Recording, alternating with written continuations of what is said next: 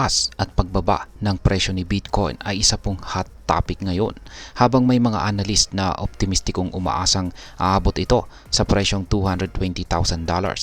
May mga nagbabala, meron naman pong mga nagbabala na posibleng magkaroon ito ng price correction bago po ito umakyat ulit.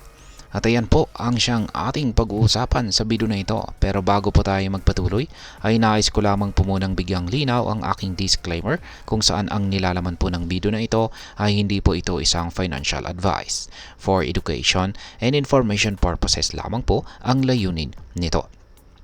Ayan, yung unang-unang katanungan natin dito ay ano nga ba ang sinasabi ni Ginoong Max Keiser. Si Max Keiser ay isa po siyang kilalang Bitcoin advocate at nagsabi po siyang tumaas ang Bitcoin, maaari pong tumaas ang Bitcoin ng hanggang $220,000. Yan, sinusuportahan niya ito ng pagtaas ng presyo ng gold na ngayon ay nasa $2,714 per ounce. Ayon kay Ginoong Keiser, sa pagtaas ng presyo ng gold, asahan din natin natataas si Bitcoin dahil tinatawag itong digital gold. Ngayon ay may mga nagsasabing magkakaroon daw ng pullback.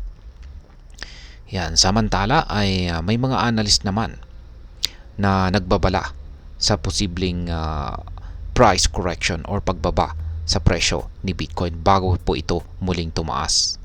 Si Ginoong Justin Bennett, isa po siyang analyst, ay nagsasabing may nakikita siyang bearish rising wedge pattern sa presyo ni Bitcoin. Ayan po yung kanyang chart dito. Ibig sabihin ay posible pong bumaba muna ito bago magkaroon ng bagong rally pataas. Ngayon ay ano naman ang sinasabi ng mga technical indicators. Pagdating naman po sa technical indicators tulad po ng MACD, yan, or Moving Average Convergence Divergence, at RSI or Relative Strength Index, at mga mixed signals. Ayan, ay ang MACD line ay tumaas pero nasa ilalim pa rin ito ng signal line, kung saan ay posibleng indikasyon na nawawala na po ng momentum ang mga bulls.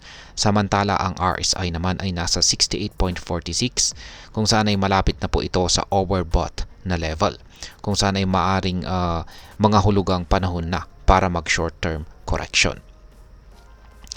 Ngayon ay ano po ang ating matututunan dito sa ibinahagi ng mga analyst dito. Makikita natin na meron po silang iba't ibang pananaw yan sa future ni Bitcoin.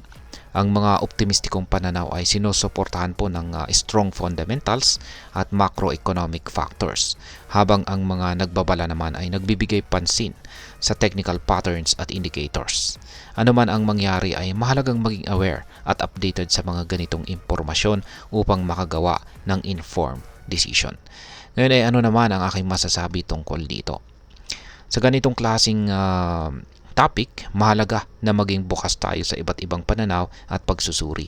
Si Bitcoin, tulad ng iba pang mga investments, ay napaka-volatile at maraming factors ang maaring makaapekto sa presyo nito. Kaya't magandang maging informed at mag-ingat sa bawat hakbang na gagawin. Kung may plano kang mag-invest, pag-aralan po mo munang mabuti at huwag magbase lamang sa hype. At ayan, hanggang dito na lamang po tayo sa video na ito mga ka-crypto. Sana po ay inyong nagustuhan ang aking paliwanag sa video na ito. Kung inyo po itong nagustuhan, pakiclick lamang po ang like button nito. Para naman po sa mga bago lamang dito, kayo po ay aking inaanyayahan para mag-subscribe. Pakiclick na rin po ang bell icon nito dahil ito po ang siya magsisilbing notification nito sa mga bago kong videos na akin pong ina-upload sa aking YouTube channel na ito. Marami pong salamat sa panonood. Ingat po tayo lagi at God bless po sa ating lahat.